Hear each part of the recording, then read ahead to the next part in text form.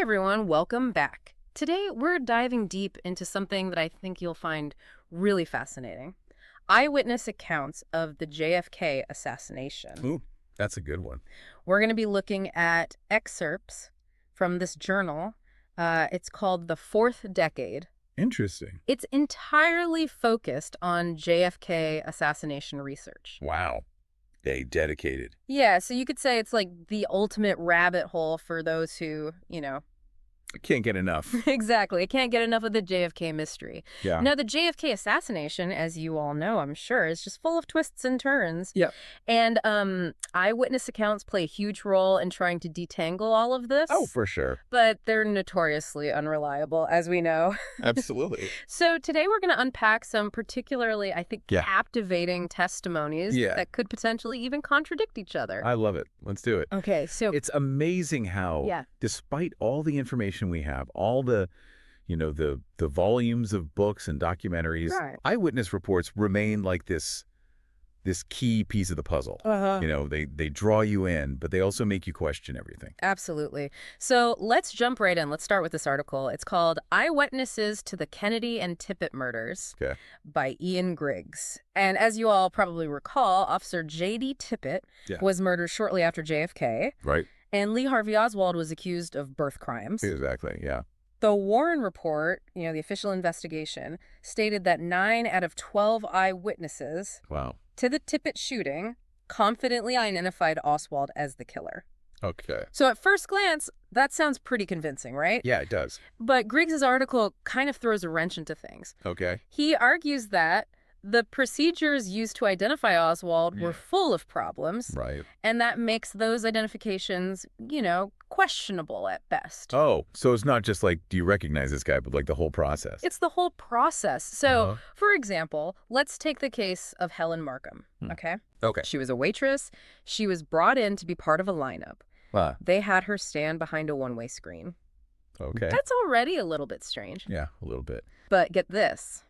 The lineup only had 4 men. 4 men. And Oswald was one of them. Okay. And so is this like they just rounded up 3 other guys? Well, we don't know the exact details on who the other guys were. Oh, okay. But only 4. And to make matters even more kind of sus, as the kids say, Oswald was handcuffed. Oh, wow. He had visible injuries on his face. Okay, so like he really stands out. He really stands out. And to top it all off, he was the only one who gave his real name and workplace. Oh, my gosh. I mean... You're practically pointing at him. Yeah. It's this guy. Right. Yeah, it really seems like they were kind of leading the witness, right? Yeah. And it gets even worse because this wasn't an isolated incident. Griggs points out several other cases where procedures were either just completely ignored. Or just weren't fair at all. Yeah. So, for example, let's take the Davis sisters. Okay. They saw a man running away from the shooting, right? But they were allowed to view the lineup together. Together. And they even whispered their identification to a detective. Oh, come on. How is that? How can you even... How is that an independent, impartial...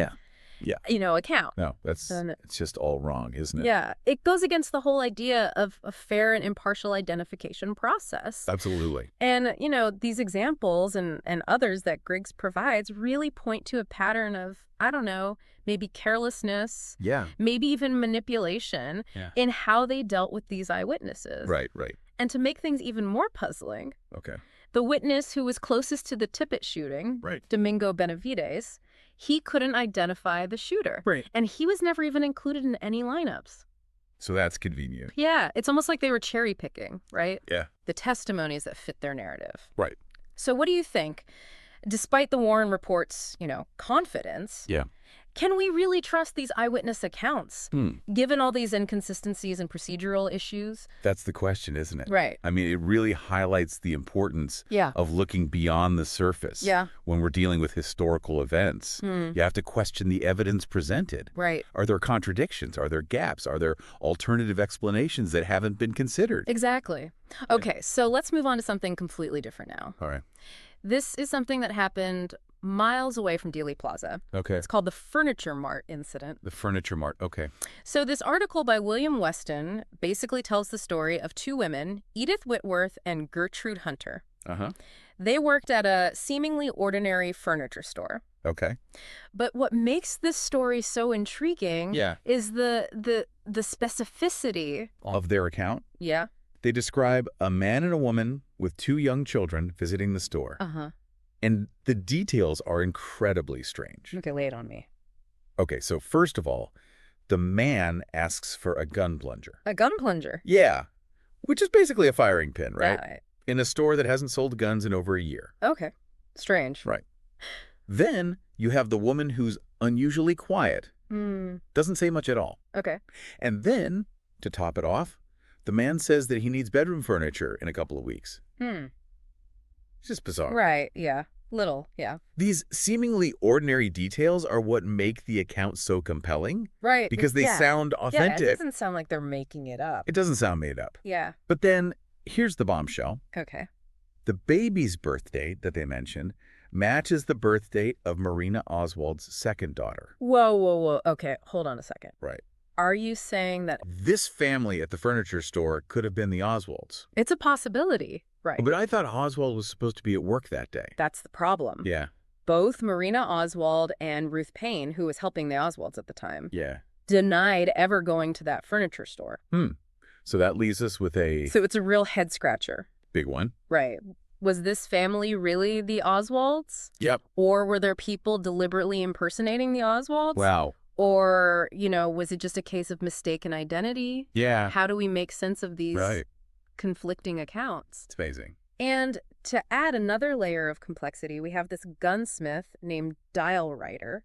Okay. He claimed that he had put a scope on a rifle for a man named Oswald around the same time. Okay, so we've got guns coming back in. We've got guns coming back in. Yeah. But here's the catch. The scope amount that Writer described Right. didn't match the rifle found at the assassination scene. Hmm. So now we're dealing with possible deception, Right. misdirection, on multiple levels. It sounds like we're getting into, like, spy novel territory here. Yeah, it's like, it really is. What do you make of it all? I don't know. It's just unbelievable how these seemingly random events might be connected. Yeah. And it just shows you how even the smallest details can be crucial in trying to understand a complex event like this. Oh, absolutely. It's like a giant puzzle. Right. Where every piece, even the tiniest one, might hold a clue. Yeah. I love puzzles. You know what? There's another piece to this puzzle that I think we need to look at. Okay. It's the photographic evidence. Ooh, let's get visual. Right. Yeah. So the journal actually includes these photos focused on the Mannlicher Carcano rifle. Right. The one they say was used to kill JFK. Right. And Jack White, who wrote the article with the photos, he gives this really thorough analysis. Okay.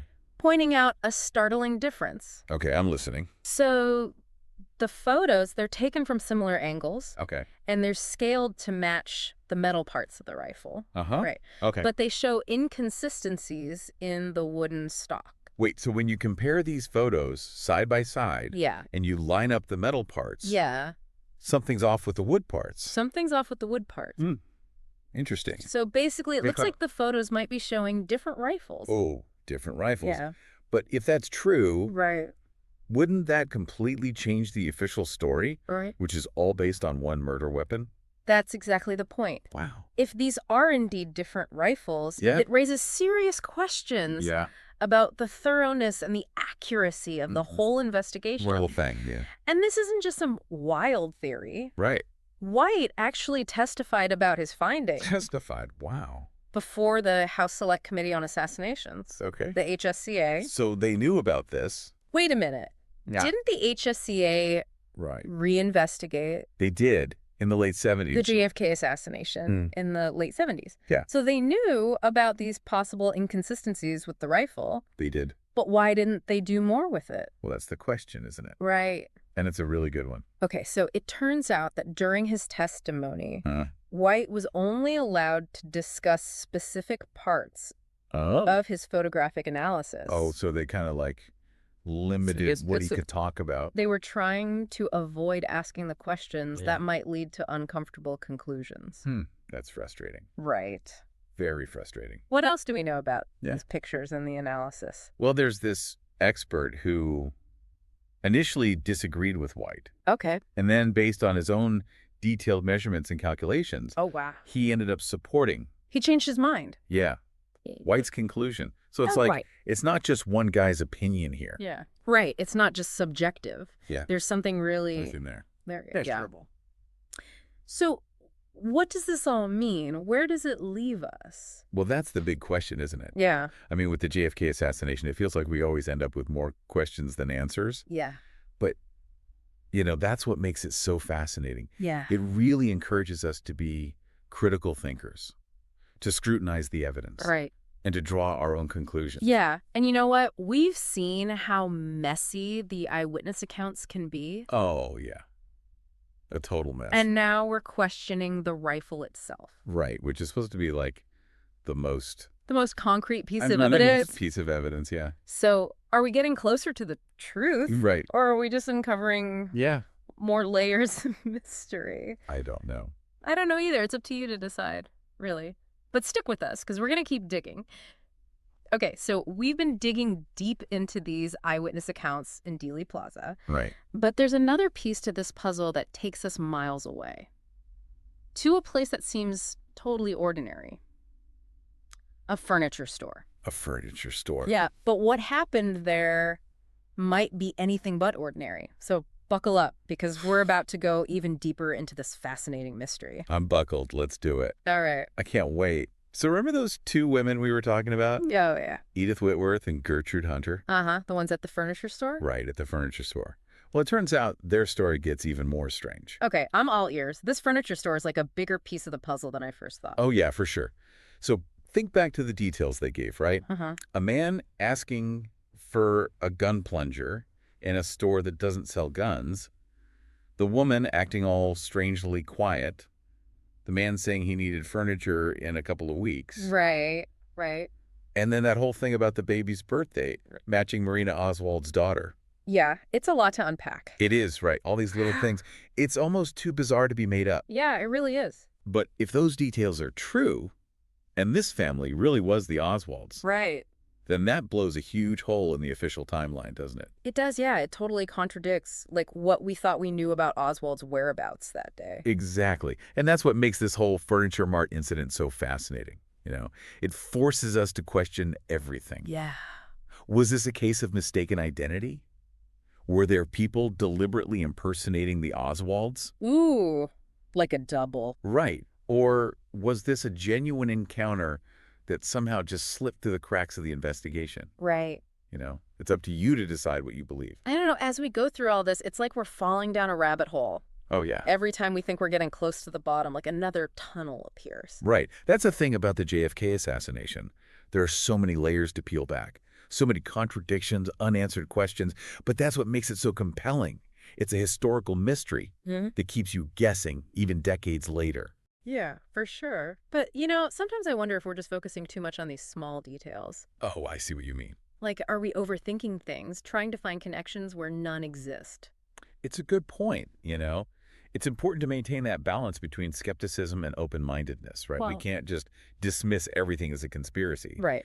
But we also can't ignore the possibility that there might be more to the story than what's been officially presented. Yeah. History is often written by the victors. There are always multiple perspectives to consider. That's a really good point. Okay, so where do we go from here? What other rabbit holes await us on this deep dive? Well, we've looked at the eyewitness accounts. We've explored the strange case of the Furniture Mart. Uh-huh. Now I think it's time to talk about something that often gets overlooked in historical analysis, and that's the human element. What were the motivations, the fears, the biases of the people involved in this investigation? Were there pressures, cover-ups, agendas that might have influenced the outcome? Okay, now we're getting into some deep waters. We are. I'm ready to dive in. What can you tell us about, the people behind the investigation? Did anyone benefit from the official narrative being accepted? Or were there people who tried to speak out but were silenced? That's where things get really, really interesting. Okay. Remember, we're talking about a time of intense political turmoil, right? The Cold War, the threat of communism, the Cuban Missile Crisis, and then the assassination of this young, charismatic president. It sent shockwaves through the nation, through the world. There was immense pressure to find answers, to identify a culprit, to, restrict or a sense of order and security. I can only imagine the chaos, the fear that must have gripped the country in those days. Oh, yeah. It must have felt like the world had been turned upside down. Yeah. And in that kind of environment, it's easy to see how the pursuit of truth could become entangled with political agendas, personal ambitions, and maybe even a desire to protect certain institutions or individuals. So are you saying we need to look beyond the evidence itself and consider the motivations, the actions of the people who were collecting and interpreting that evidence? Exactly. Think about it. Every piece of evidence we've discussed so far, the eyewitness accounts, the Furniture Mart incident, the rifle photos, all of it passed through the hands of investigators, analysts, decision makers. Right. And each of those individuals brought their own perspectives, their own biases, and perhaps even ulterior motives to the table. This is giving me a whole new way to think about history. It's not just about the events themselves, but about the people who shape the narrative of those events. Yeah. What specific examples can you give us about the human element in the JFK investigation? Were there any individuals who stand out as particularly influential or suspicious? Well, there's one figure who played a key role in shaping the official narrative, and that's FBI Director J. Edgar Hoover. Oh, J. Edgar Hoover. Yeah, he was a powerful and controversial figure. Yeah. Known for his, relentless pursuit of communists and his willingness to use, let's say, questionable tactics to achieve his goals. Yeah, I've heard about Hoover. He was practically a legend, right? But wasn't he also known for keeping secret files on people, like even presidents? That's right. Hoover had this vast network of informants. Wow. And a reputation for collecting compromising information on anyone he considered a threat. And some historians believe that he might have used his influence to steer the JFK investigation in a particular direction. Interesting. Perhaps to protect his own interests Yeah. or those of the FBI. This is getting more and more like a spy thriller. Right. It's a tangled web. What kind of evidence is there to support that idea that Hoover might have interfered with the investigation? Well, there are a number of intriguing details that have emerged over the years. For example, some researchers have pointed to the fact that the FBI seemed to be remarkably quick to focus on Oswald as the lone gunman, even before all the evidence had been gathered. They also point to the fact that some key pieces of evidence, like Oswald's diary and certain witness testimonies, seem to have been mishandled or even suppressed by the FBI. Wait a minute, suppressed evidence? That sounds like something straight out of a conspiracy theory. It does, doesn't it? But remember, we're not here to endorse or debunk any particular theory. We're simply exploring the possibilities. Right. And encouraging you to think critically about the information that's been presented. Right, right. And the possibility that the FBI might have had its own agenda in the JFK investigation is certainly something that deserves further scrutiny. Okay, so we've got this powerful FBI director, J. Edgar Hoover, potentially pulling strings behind the scenes. Were there any other individuals who might have had a vested interest in shaping the narrative of the assassination? Well, there's another group that's often mentioned in discussions about the JFK assassination. That's the CIA. Oh, the CIA. Remember, this is the height of the Cold War, and the CIA was engaged in all sorts of covert operations around the world, often with the goal of, undermining communist regimes or influencing foreign governments. Right. So are you saying that the CIA might have had a motive to eliminate Kennedy? I'm not saying that at all. Yeah. It's important to be careful not to jump to conclusions. Okay. But it is worth noting that Kennedy had clashed with the CIA on several occasions, particularly over the Bay of Pigs invasion and the handling of the Cuban Missile Crisis. Oh, right, yeah. The Bayvugs was a major embarrassment for the Kennedy administration. It was. And there were rumors that he was planning to dismantle the CIA after the Cuban Missile Crisis. Exactly. And some researchers have suggested that elements within the CIA might have viewed Kennedy as a threat to their power and autonomy. I see. Whether that translated into any concrete action against him is a matter of speculation. Right. But it's certainly a possibility that can't be ignored. This is all incredibly complex and intriguing. It's like we're dealing with this web of political intrigue, personal ambitions, shadowy agencies operating in the background. It's like a John le Carré novel. It really is. And that's precisely why the JFK assassination continues to fascinate us.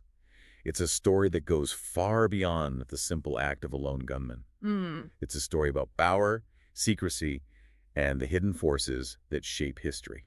Wow, this is a lot to take in. We've gone from questioning eyewitness accounts to considering the motivations of the FBI and the CIA. What other aspects of this, human element, should we consider? Well, there's one more group that we need to talk about, and that's the witnesses themselves. Oh, right, yeah. Remember, these were ordinary people who were suddenly thrust into the center of this historical event. Right. They were subjected to intense scrutiny, pressure, and in some cases, even threats. Yeah, I can't imagine what it must have been like for them to be caught up in all that chaos and fear. Exactly. And it's important to remember that their memories and perceptions might have been affected by the trauma of what they experienced. Oh, yeah, for sure. Some might have been reluctant to come forward with information, fearing reprisals, or simply wanting to avoid being drawn into the controversy. Others might have been influenced by the prevailing narrative, consciously or unconsciously adapting their memories to fit what they believe to be true. So you're saying we need to take the human element into account when evaluating witness testimonies. We need to consider their emotional state, their potential biases, the pressures they might have faced. Precisely. And that's true not just for the JFK assassination, Right. but for any historical event where eyewitness accounts play a role. Wow, this has been an eye-opening discussion. We've gone from scrutinizing evidence to understanding the motivations of the people involved, and now we're considering the psychological impact on the witnesses themselves. It's amazing how complex and multifaceted this whole investigation is. It is, isn't it? And that's why it's so important to approach history with a critical mind, Yeah. to question assumptions, and to consider all sides of the story. Right. Remember, there's always more to learn, even about events that happened decades ago. Well said. Now, before we wrap up this deep dive, I want to go back to something you mentioned earlier, the idea that certain pieces of evidence might have been mishandled or even suppressed. Right. Can you elaborate on that a bit more? What kind of evidence are we talking about, and why would anyone want to suppress it? Yeah, that's a great question, and a perfect way to lead us into this final part of our deep dive. You know, when we talk about suppressed evidence in the JFK assassination, we're kind of venturing into this territory that's often associated with, like, conspiracy theories and all that. Right. But remember, our goal here isn't to promote any particular theory. It's to, explore these less traveled paths of this historical event and encourage you to think critically about the information that's been presented. Exactly. Right. Yeah, when it comes to this potentially suppressed evidence, Right. are there any, key areas that researchers have focused on over the years? Oh, yeah, definitely. One of the most intriguing ones is this whole issue of the magic bullet. Oh, the magic bullet. So you remember that? Yeah, I remember learning about that in school. Right. So, as you might recall, the Warren Commission concluded that a single bullet fired from Oswald's rifle Right. passed through President Kennedy's neck, Yeah. exited his throat, and then went on to wound Governor Connolly, who was sitting in front of him.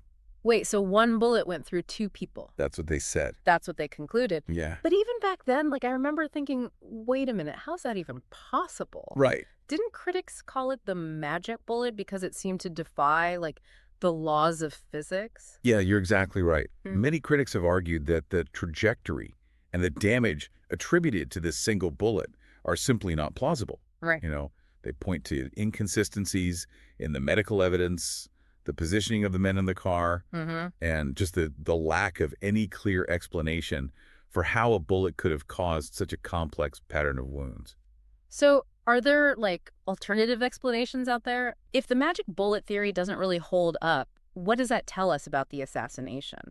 Well, that's where things get really interesting, I think. Some researchers believe that the magic bullet theory was a deliberate attempt to simplify the evidence. Okay. And support this narrative of a lone gunman. Right. They suggest that there might have been more than one shooter. Oh, wow. And that the evidence was manipulated to conceal this fact. That's a pretty bold claim. Is there any evidence to support that idea, the idea of multiple shooters? Well, there's no, smoking gun, so to speak. Yeah. But there are a number of these intriguing pieces of evidence that have fueled this line of inquiry. Okay. For example, some witnesses reported hearing shots coming from different locations, including the grassy knoll. The grassy knoll. Which was, situated in front of the presidential motorcade. Right, the grassy knoll. That's become almost synonymous with conspiracy theories about the JFK assassination. Right. But is there anything more to it than just, speculation and hearsay? That's the key question. Yeah. And it's one that researchers have been grappling with for, decades. Yeah. Some have pointed to, acoustic evidence recorded at the time of the assassination. Okay. That seems to suggest the presence of more than one gunshot. Right.